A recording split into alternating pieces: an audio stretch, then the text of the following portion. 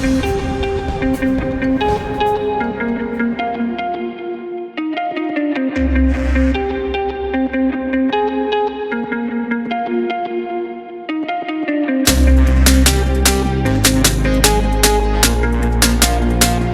علیکم ناظرین، YouTube channel ذوق پرواز کے پروگرام میں آپ کا میزبان، آپ کا دوست SBJ۔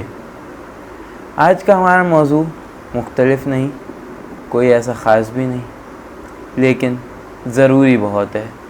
جدید ترین ڈرونز کے دور میں کبوتر سے خوفزدہ بھارت۔ خیر، ایک ہنسنے والی تو بات ہے ضرور، لیکن کیا کریں، بات تو ہے۔ بھارت نے اپنی غلطیاں، اپنی کوتاہیاں چھپانے کے لیے کبوتر کو میدان میں لا کھڑا کیا۔ کیا بھائی؟ کہ کبوتر ایک پیغام لے کر پاکستان سے بھارت کی جانب آیا اور اس کو گرفتار کر لیا گیا۔ واہ بھائی، کیا مذاق ہے جناب۔ خیر، مذاق تو مذاق صحیح، لیکن حقیقت ہی۔ 2 روز پہلے کی خبر شائع ہوئی، جس کے اندر یہ موجود تھا کہ ایک عدد کبوتر جموں کشمیر کے علاقے سے ایک دیہاتی کے گھر کے آس پاس اڑ رہا تھا۔ اس کو وہاں کے ایک پولیس تھانے نے گرفتار کیا، کبوتر کو گرفتار کیا۔ اس کے پاؤں میں ایک رنگ بندھا ہوا تھا، اس کے اندر کوئی نمبر لکھے ہوئے تھے یا کوئی چیز، جس کوڈ کے ذریعے یا کسی فون نمبر کے ذریعے پاکستان سے رابطہ کیا جا سکتا۔ خیر، سن لیا آپ نے، ہمیں سنا دیا، بہت عمدہ۔ اس سے آگے بڑھتے ہیں۔ بھارت میں لاک ڈاؤن کے ذریعے 1.5 کروڑ سے زائد لوگ بے روزگار ہوئے، ڈاؤن سائزنگ ہوئی۔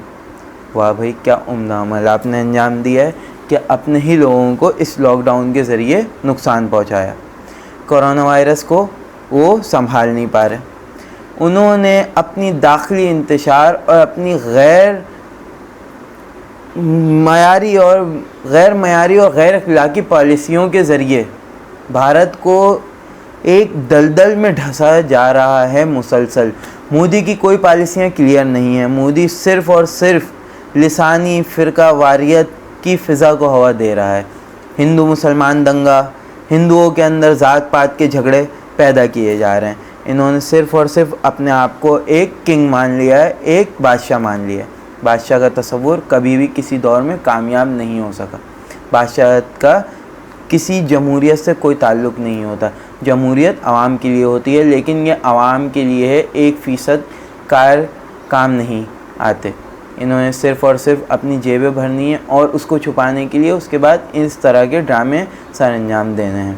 پاکستان کے اوپر ان کا الزام لگانے کا کوئی نیا یہ واقعہ نہیں ہے، اس سے پہلے بھی وہ کر چکے ہیں 2015 اور 2018 میں۔ انہوں نے 25 مئی 2020 کو دوبارہ یہی واقعہ رچا کہ ایک ہم نے جاسوس کبوتر پکڑ لیا۔ جاسوس کبوتر کس طریقے سے، اگر ان سے کوئی جب وضاحت مانگی جائے تو وضاحت بھی نہیں دے سکتے۔ ان کی پستی کا حال اس قدر۔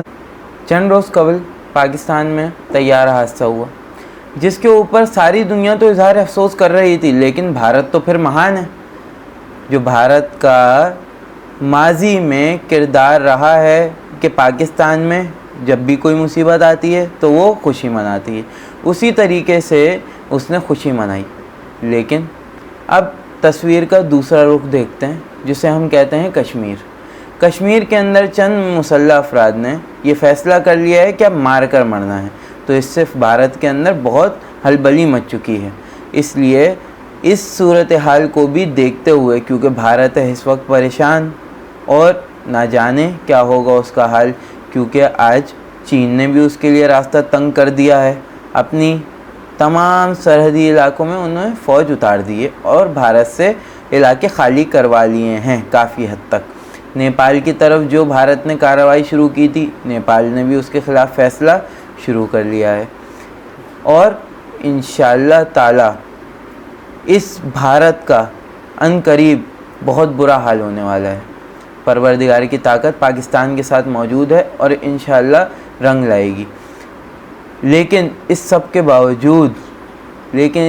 باوجود پاکستانیوں کو اپنے کشمیری بھائیوں کا لہو ہمیشہ یاد رکھنا چاہیے اور لہو کے جوش کو اپنے اندر جگا کر رکھنا چاہیے. اس لیے اپنے آنکھیں، اپنے کان، ہر چیز ہر طرح سے کھول کر یہ سوچیے اور یہ سمجھیے کہ ہمیں بھارت کے خلاف ہر وقت تیار رہنا ہے، کیونکہ کسی بھی وقت کوئی بھی عمل انجام دے سکتا ہے. بھارت پر یقین کسی قسم کا نہیں کیا جا سکتا. والسلام.